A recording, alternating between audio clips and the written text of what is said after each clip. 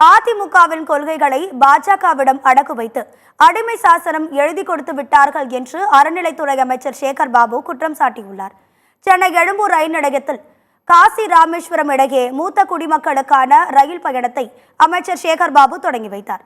பின்னர் செய்தியாளர்களுக்கு பேட்டி அளித்த அவர், திருப்பரங்குன்றம் விவகாரத்தில் பக்தியை வைத்து பகை வளர்க்கக்கூடாது என்று வேண்டுகோள் விடுத்தார்.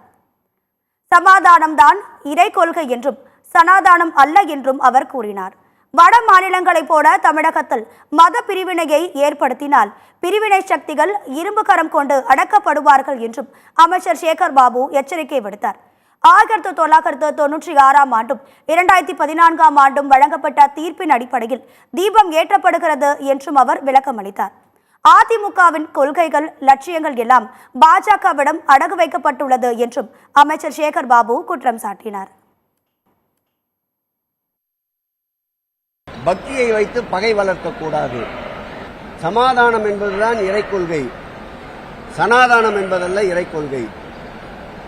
வடக்கிலே இதுபோன்ற விரும்பத்தகாத சூழல்களை ஏற்படுத்தி அரசியல் மாற்றத்தை உருவாக்கியது போல் தமிழகத்தில் உருவாக்கலாம் என்று நினைக்கின்றார்கள்.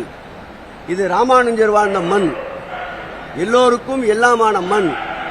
அதோடு மட்டுமல்ல, ஒரு காலத்தில் வல்லபாய் பட்டேலை இந்தியாவின் இரும்பு மனிதர் என்று போற்றுவார்கள்.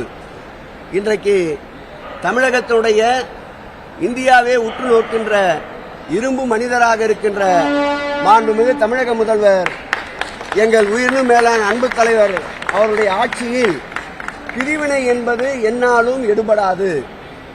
எப்படி மஞ்சக்காமாலை கண்கள் கொண்டவருக்கு கண்டதெல்லாம் மஞ்சள் என்பது போல் தோன்றுமோ, அதுபோல்தான் இந்த ஆட்சியின் மீது குறை கூறுபவர்கள் என்பதை நான் இங்கே பதிவிடுகிறேன்.